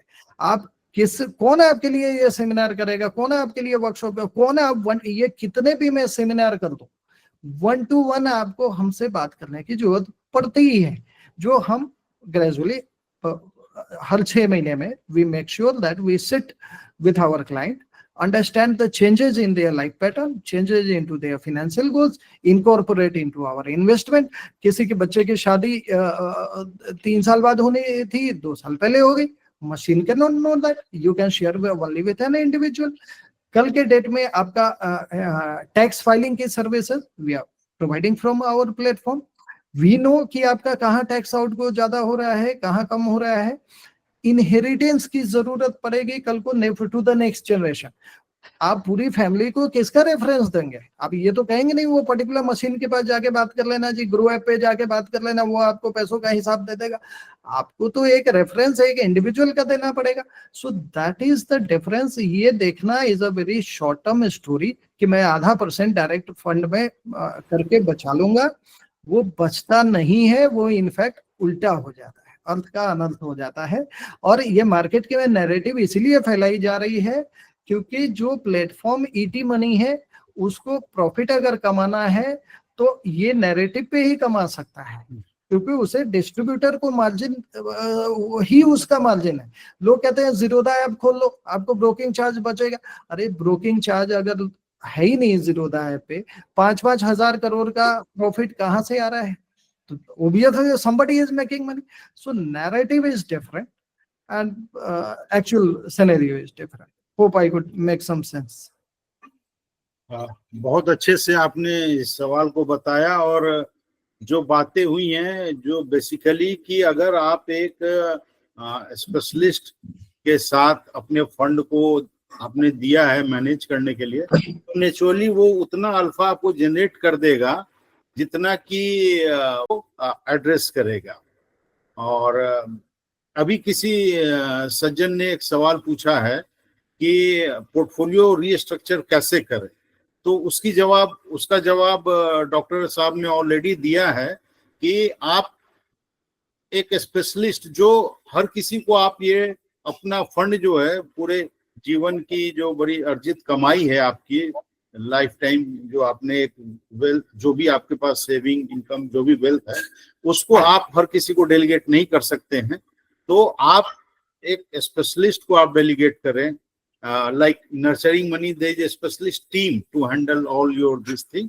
वो आपको सामने से इनिशिएटिव लेके बताएंगे कि आपका समय आ गया है कि अब आप इसको रिस्ट्रक्चर कीजिए, किस फंड को स्विच करना है, किस फंड को रीडायरेक्ट करना है, वो सारी चीजें होती हैं। तो मुझे लगता है जो सवाल पूछा गया था उस चीज पे ये हमने उस चीज को एड्रेस किया है। और भी किसी का कोई सवाल है तो वो मैसेज से भेज सकते हैं, उसको हम immediately I will just add to it, and since we are running out, we have already overcrossed the time, so we'll be winding shortly.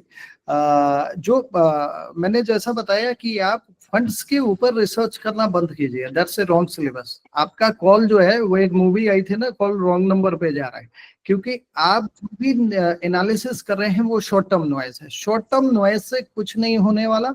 जो लॉन्ग टर्म स्टोरी है, लॉन्ग टर्म स्टोरी 3-4 चीजें खाली याद रखेंगे आप। भारतवर्ष में है इंडिया की ताकत। We are the largest on the globe, largest on this planet. We are the youngest on this planet. We are the fastest growing economy on this planet. तो ये जो लार्जेस्ट होना, फास्टेस्ट होना और यंगेस्ट होना, ये सब आपस में इंटर रिलेटेड है।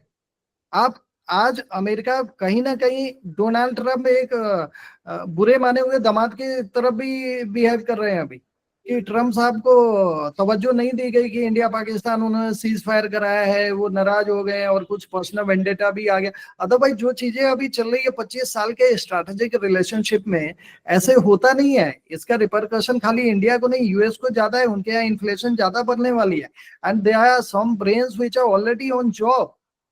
हमें वो परेशानी छोड़ दो फाइनेंस मिनिस्ट्री के ऊपर, जियोपॉलिटिकल स्ट्रेस का परेशानी छोड़ दो डिफेंस मिनिस्ट्री के ऊपर। सारी परेशानी अगर हम ही लोग लेके बैठ जाएंगे तो फिर ये मिनिस्ट्रीज क्या करेंगी?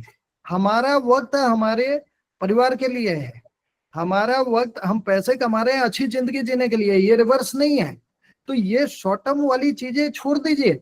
आपकी इकोनॉमी, इन्फ्लेशन कंट्रोल हो रहा है, आपका करंट अकाउंट डिफिसिट कंट्रोल में आ रहा है, इंडिकेटर्स आपके सामने हैं।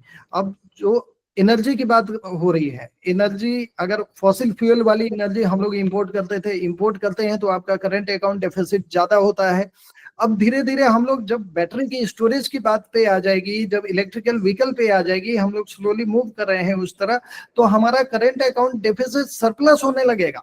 वो इमीडिएट नहीं होगा, हो सकता है 5 साल 10 साल इसमें लगे, but a time will come जहां पे हम करंट अकाउंट सरप्लस होने लगेंगे। इसके बाद आपका जो करेंसी का डिप्रिसिएशन है, that has direct linkage to this current account deficit, ये उल्टा पता चले अप्रिसिएट होने लगेगा।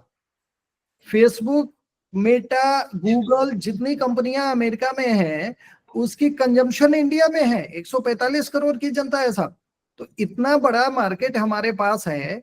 आप एक स्टैट खाली ध्यान रखेंगे, आज भारतवर्ष में अगर मैं पूछूं कितने लोगों के पास कार है, तो 145 करोड़ में स्टैट आता है 12%। कितने लोगों के पास एयर कंडीशन है, तो स्टैट आता है 7%।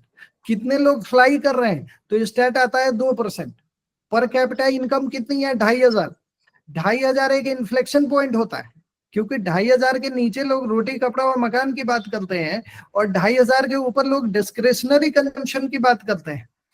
तो ये इंडिया में जो डिमांड का जो सैलाब है वो बनता रहेगा और बढ़ता रहेगा because of our young population, because of our large population. Japan में ये चीज नहीं है साहब, जापान में सबके पास गाड़ियां हैं, तो वहां रिप्लेसमेंट डिमांड आ सकता है बट फ्रेश डिमांड नहीं आ सकता। ये जो फ्रेश डिमांड जनरेट करने की कैपेसिटी है वो हमारी इकोनॉमी के पास है साहब। So believe in the strength of your economy while choosing a financial advisor, go beyond the return percent। वो छिंदी चोरी वाली बात छोड़ दीजिए, ये 12% दे रहा है वो 14% दे रहा है, क्योंकि 5 साल की जब एवरेज रिटर्न निकालेंगे आप सब नॉर्मलाइज हो गए एक ही जगह आएगा। आप फाइनेंशियल एडवाइजर उसके नॉलेज स्किल और चरित्र पे जिस पे आपको भरोसा हो, जो लगे कि आपके परिवार का हिस्सा बनाने लायक है, आप उसको बनाइए। आप जरूरी नहीं है हमें बनाइए, आप किसी और पे आपको भरोसा है आप उसको बनाइए।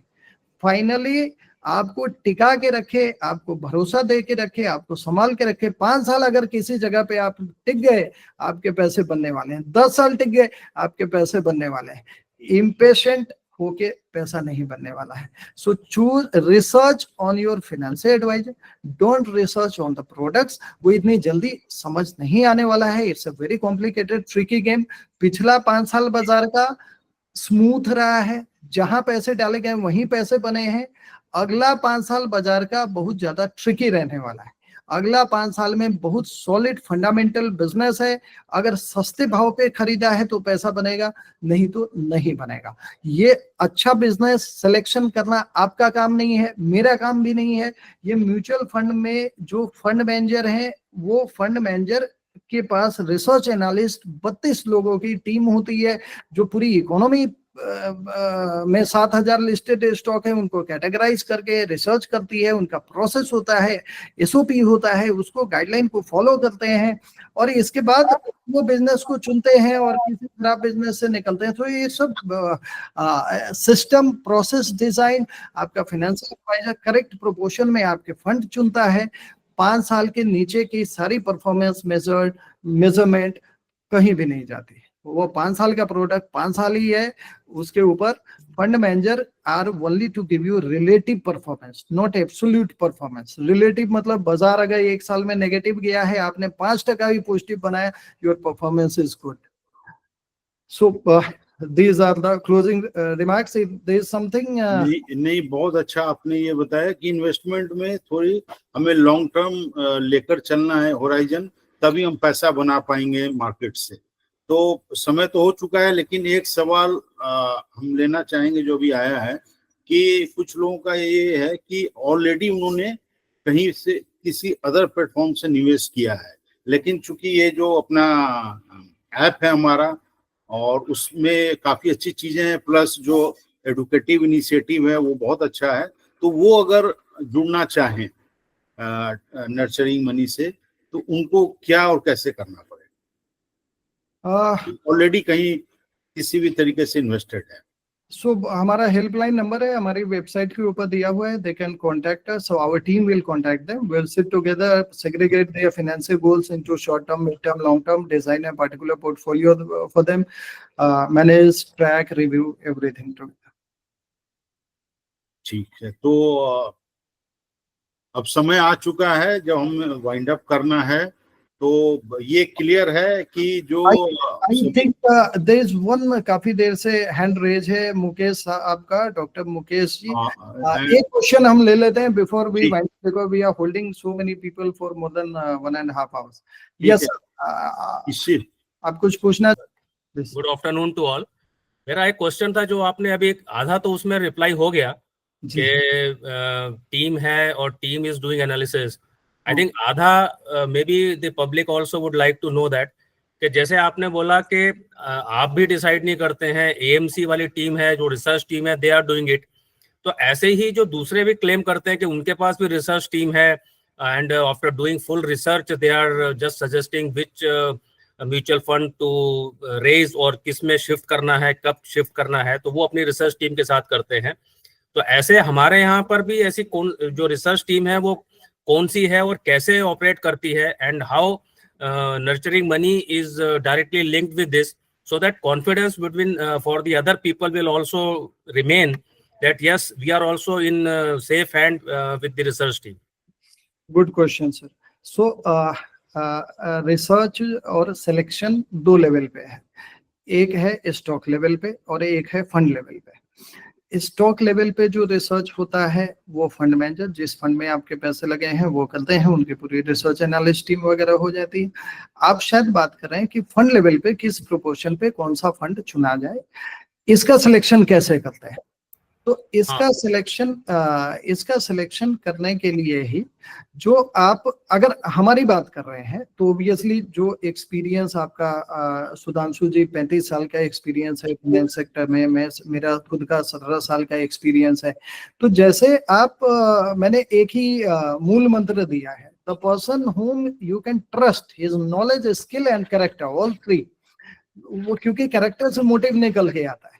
तो वहां से आप एक्सपीरियंस तो अगर किसी का एकेडमिक्स 5-7 सालों का है, 17-18 सालों का एक्सपीरियंस है और पब्लिक टेस्टिमोनियल्स है ऑन द क्लाइंट्स, तो आप उस पे you will have to trust only the intelligence, otherwise there is no barometer to prove the intelligence of somebody. और मैंने बताया बहुत ज्यादा इंटेलिजेंस लगाने की भी जरूरत नहीं है, क्योंकि 5 सालों में हर पोर्टफोलियो को लेफ्ट से बनाएं या राइट से बनाएं, पोर्टफोलियो के रिटर्न, जैसे गाड़ियां चलती है ना तो रेड लाइट पे सारी गाड़ियां एक साथ ही मिलती है, बीच में आगे पीछे होते रहती हैं. तो 5 साल बाद रिटर्न लगभग बराबर ही मिलेगा. अब सवाल खाली इतना है कौन व्यक्ति आपको 5 साल अपने साथ टिका सकता है, अपने साल या उस इंस्ट्रूमेंट में. प्रॉब्लम कहाँ आ जाती है, 1 साल हुआ नहीं, 1.5 साल हुआ नहीं, कॉम्पिटिटिव फैक्टर्स काम करते रहते हैं. हर व्यक्ति, मैं अपनी दुकान को ज्यादा अच्छा बताऊंगा, मैं कहूंगा पड़ोसी की दुकान से मेरी दुकान अच्छी है, उसमें मेरा पर्सनल मोटिव है. अब आप 1 साल वहां पे टिके, फिर दूसरे की घास ज्यादा ग्रीन लगती है, ये हमेशा का रुतबा है. नौकरी दूसरी वाली अच्छी, बीवी दूसरी वाली अच्छी, बच्चे तो अपने ही अच्छे लगते हैं. सो स्लोली, बट सवाल इतना है कि किस बंदे के साथ आप इतने कंफर्टेबल हैं कि एक पर्टिकुलर इंस्ट्रूमेंट में, एक पर्टिकुलर प्रोसेस में 5 साल टिक पाए. ग्रोथ वहां से आएगी. हाँ, वो व्यक्ति का नॉलेज, स्किल और चरित्र का मुआवजा आपने करना ही पड़ेगा, and then you will have to give a free hand. Otherwise the entire process, कहीं पे भी 1 साल पूरे नहीं हो रहे, कहीं पे भी 2 साल पूरे नहीं हो रहे. तो ये जो रिटर्न चेजिंग वाली गेम है, नुकसान है इसमें खाली एक इन्वेस्टर का होता है. और एक क्वेश्चन हम एसके रस्तोगी जी का भी हैंड रेज है, and this is going to your final question, क्योंकि हम 1 घंटे के टाइम को 2 घंटे ले चुके हैं. ये ऐसा सर एक रिक्वेस्ट है, जो आपके पास फंड्स ऑलरेडी हमारे मैनेज हो रहे हैं, उसमें कई बार ऐसे देखते हैं कि 70-80-90% फंड अच्छा परफॉर्म कर रहे हैं और 10%-15% फंड अच्छा परफॉर्म नहीं कर रहे होते हैं. तो वो एक ऐसा मैकेनिज्म बन जाए कंपनी में कि खुद ही देख करें जिसका रिटर्न माइनस में जा रहा है या 2.8 जा रहा है, 2.1 जा रहा है, उनको अपने आप स्विच ओवर कर दे after discussing with the client. Yes, so again very important question, thank you for asking me that. अब देखिए, पोर्टफोलियो को बनाने का मकसद ही होता है ऐसा कि डाइवर्सिफाई करना, क्योंकि अलग अलग बिजनेस है, business will follow different cycles. जैसे मैं एग्जांपल देता हूँ, SBI automotive fund, Kotak special opportunity fund, Kotak MNC fund, ये सारे काफी बैड परफॉर्मर है. 10-20% हमारा एक्सपोजर इनमें है. कंजम्पशन में, बैंकिंग में, एनर्जी में, स्मॉल कैप मिड कैप हमने काटने शुरू कर दिए थे और इन फंड को लेना चालू कर दिया था. आज जब मार्केट में टैरिफ का 50% का हो हल्ला हो चुका है, आप किसी भी इंटेलिजेंट फंड मैनेजर का डिस्कोर्स पूछेंगे तो सब आपको यही कहेंगे कैपेक्स से कंजम्पशन का शिफ्ट हो रहा है. मतलब consumption company is the only relief. अगर पिछले 1 हफ्ते की बात करें तो 1% लार्ज कैप फंड डाउन हुआ था, 3% हमारा स्मॉल कैप और मिड कैप डाउन हुआ था. अगर सेक्टर वाइज जाएंगे तो 7% कैपिटल मार्केट डाउन हुए थे, 4% रियल्टी डाउन हुआ था, बैंकिंग फाइनेंशियल सब 3-4%, मतलब कहीं भी छिपने की जगह नहीं मिली थी. एक खाली FMCG का इंडेक्स है वो उल्टा 0.5% बढ़ा था. तो इस और FMCG का इंडेक्स पिछले 3 सालों से बैड परफॉर्मर रहा था. सो हमारा काम है। अगर कोई 3 सालों का बैड परफॉर्मेंस वाला फंड है तो उसका चौथा साल में परफॉर्मेंस आएगा ही आएगा, उसको लेके रखना होगा। और जो लोग मेरे सेमिनार वेबिनार बातचीत में लगातार जुड़े रहते हैं उनको याद होगा कि पिछले साल जनवरी से मैं 3 ही थीम्स पे अपने कस्टमर के पोर्टफोलियो में दूसरों की बात नहीं कर रहा बिना जाने किसी के फाइनेंशियल गोल्स। ये मेरा डिस्क्लेमर है, I cannot advise any sector any fund to you, but the people whose money I am managing I can tell them उनके पोर्टफोलियो में ये कंजप्शन बढ़ा हुआ है, उनके पोर्टफोलियो में ऑटोमोटिव बढ़ा हुआ है, उनके पोर्टफोलियो में बैंकिंग है। ये सारे बैंकिंग चल चुका है हमारा, एनर्जी ऑटोमोटिव आज भी लैगार्ड पे है, वही 20-30% है जिसकी बात आप कर रहे हैं, मगर आज पूरी दुनिया उसी तरफ जा रही है। इसका मतलब कमिंग नेक्स्ट क्वार्टर का रिजल्ट आने पे जो अर्निंग के नंबर्स आएंगे दूसरी तिमाही के, अगला जो ड्राइवर है इकोनॉमी का, स्टॉक मार्केट का, वो क्वार्टरली प्रॉफिट होने वाले हैं। दूसरी तिमाही के नतीजे आने शुरू हो जाएंगे, आपके ये फंड भी शुरू हो जाएंगे, मगर उसके लिए अभी तक का पेशेंस जो हमने झेला है, finally that is going to be reward. So in one line 30% low performer आपके पोर्टफोलियो में रहना बहुत जरूरी है, क्योंकि जब साइकिल रिपीट होगा वही लो परफॉर्मर आपको रेस्क्यू करने वाला है। So I hope I could answer. So now या तो समय आ चुका है, समाप्ति की ओर है हम। तो सबसे पहले thank you very much sir, आप आए और बहुत सारी चीज़ों को आपने बहुत सहज ढंग से लोगों को बताया। ये बड़ी अच्छी चीज़ है। खासकर 2-3 चीज़ें टेक अवे मुझे लगता है सभी के लिए है। IQ वर्सेस EQ, ये बहुत ही अच्छा है, एक समझदारी है। मार्केट में आने के लिए आपको IQ बहुत हाई होने और इंटेलिजेंट होने की जरूरत नहीं है, आपका अपने इमोशंस पे कंट्रोल होना और भयभीत न होना, विचलित न होना, वो सबसे अच्छा है। और धैर्य रखना और थोड़े लंबे समय के इन्वेस्टमेंट के लिए देखना, ये बहुत अच्छा आपने एक चीज बताई। दूसरा जो एक आपने बहुत अच्छी चीज बताई कि योर फाइनेंशियल एडवाइजर या कोच या फ्रेंड वो है जस्ट लाइक आप एक लंबी जर्नी पे, लंबी उड़ान पे हैं जिसमें डिफरेंट टाइम लैग से निकलना है फ्लाइट को, और हमें कुछ भी चिंता नहीं करना है। कॉकपिट में बैठा हुआ पायलट, को पायलट हमारे सारे सफर के चीजों को देखेगा, हमें सिर्फ बैठ के कौन सी मूवी देखना है, क्या रील देखना है, नॉवेल पढ़ना है, पेपर पढ़ना है, इस पे हम करें। तो ये सब बड़े अच्छे टेक अवे हैं।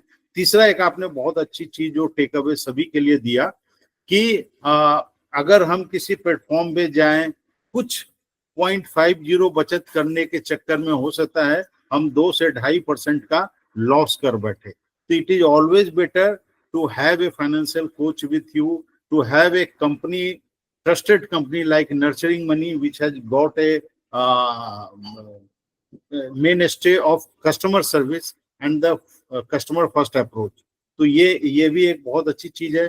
और उससे भी एक बड़ी चीज जो ये है कि जो मार्केट में इतना नॉइज है और इतने सारे कंटेंट आ गए हैं, खासकर टैरिफ पे, कि लोगों में बड़ा, अगर ये सारे कोई न्यूज को देख ले, अंदर आत्मसात कर ले, तो बहुत ही मुझे लगता है उसकी रातों की नींद हो जाएगी खराब, क्योंकि लोगों ने इसको बहुत तिल का तार बनाया है। अगर सही ढंग से एनालिसिस किया जाए तो इसका कोई ज्यादा इम्पैक्ट नहीं आएगा, और अगर जो इम्पैक्ट आने वाला है उसे भारत सरकार ऑलरेडी बहुत सारे प्रोएक्टिव मेजर्स में लेके कर रही है। तो ये आपने बहुत अच्छे ढंग से समझ किया। बाकी व्यूअर्स को मैं ये बताना चाहूंगा कि हो सकता है आपको अभी भी लगे कि कुछ सवाल जो आपके अंदर थे वो हम ले नहीं पाए समय की कमी के कारण, और साथ साथ क्योंकि इतने बड़े जहां पैन इंडिया से लोग वेबिनार में जुड़े हैं, तो सभी का समय बहुत इंपॉर्टेंट है। समय कम ही पड़ा, हमारे सवाल फिर भी, मेरे भी सवाल अधूरे रहे, तो इसमें चिंता करने की कोई बात नहीं है। ये वेबिनार के सीरीज और सेमिनार के सीरीज लगातार जारी रहेंगे। आपको हमसे ट्यून अप रहना पड़ेगा, सारी जानकारी खुद ब खुद आपके पास आएगी। और हमारा जो वेबसाइट है, जो डिस्प्ले पे भी है, उस वेबसाइट पे आप कभी भी लॉग इन कर सकते हैं और हमारे हेल्पलाइन नंबर पे आप कभी भी कांटेक्ट करें। वो सारे आपके क्वेरी, सारे आपके जो भी प्रॉब्लम है उसका समाधान तुरंत मिलेगा। और आप सभी को ये मैं खत्म करना चाहूंगा इस वेबिनार को इस होप के साथ और इस एश्योरेंस के साथ कि हमें मार्केट से रिलेटेड किसी भी फैक्टर से घबराना नहीं है। We have got a wonderful financial coach, Dr. Kumar Gaurav, with us, who is always available 24/7. आप कभी भी इनसे संपर्क कर सकते हैं और उसके लिए पूरी कंपनी वेबसाइट और हमारा हेल्पलाइन नंबर है। तो आप आगे भी बने रहेंगे। ये जो एडुकेट, एम्पावर और कोलैबोरेट का जो सीरीज है, ये सीरीज में बहुत सारी चीजें, बहुत सारी जानकारियां आपको लगातार दी जाएंगी थ्रू वेबिनार, और इवन बहुत सारे इंस्टीट्यूट में सेमिनार भी कंडक्ट कर रहे हैं। अगर आप किसी अपने ऑफिस में या अपने इंस्टीट्यूशन में सेमिनार कंडक्ट करना चाहते हैं तो आप हमें हेल्पलाइन नंबर पे कांटेक्ट करें। ये हमारी टीम उस जगह पे जाकर सेमिनार करेगी जो बिल्कुल फ्री ऑफ कॉस्ट रहेगा, कुछ भी उसमें नहीं देना है, क्योंकि नर्चरिंग मनी का जो प्राइमरी मोटिव है that is always educate, empower and collaborate, ताकि लोगों की फाइनेंशियल अवेयरनेस ज्यादा बढ़े, लोग फाइनेंशियली ज्यादा एम्पावर हो, और ये एक सतत कार्य चलता रहेगा under the guidance of doctor Kumar Gaurav. तो बिफोर वी एंड, सर आप कुछ फाइनल लाइन बोलना चाहेंगे before we end it formally? आप म्यूट पे हैं sir. So thanks everybody for their time. अभी तक 40 लोग जुटे हुए हैं। जो असली ज्ञान होता है बोरिंग होता है, याद रखिए। एक्साइटमेंट ज्यादा आ रहा है तो you are on the wrong path. Gambling exciting होता है, वेल्थ क्रिएशन की जर्नी बोरिंग होती है। लॉन्ग टर्म स्टोरी समझना है, उसका फॉलो करना है, शॉर्ट टर्म नॉइस कट करना है। जिंदगी जीने के लिए निवेश करना है, उल्टा नहीं, निवेश के लिए जिंदगी नहीं जी रहे हैं। सुबह शाम तक CNBC देखना बंद कर दीजिए, परिवार वालों के साथ वक्त बिताइए, छुट्टियों पे जाइए। ये सारा हेडेक एक प्रोफेशनल को दे दीजिए। धन्यवाद। तो धन्यवाद दोस्तों, मित्रों, आप सभी का। और ये समय आ गया है साइन ऑफ का, लेकिन इसी कमिटमेंट के साथ कि इस तरीके के वेबिनार सीरीज और सेमिनार सीरीज चलते रहेंगे। आप अपना बहुत बहुत ख्याल रखें और अपने फाइनेंशियल वरीज को एक एक्सपर्ट हैंड में देकर आप अपना मी टाइम और we time, family time enjoy करें। Thank you very much for connecting us and we sign off. Thank you.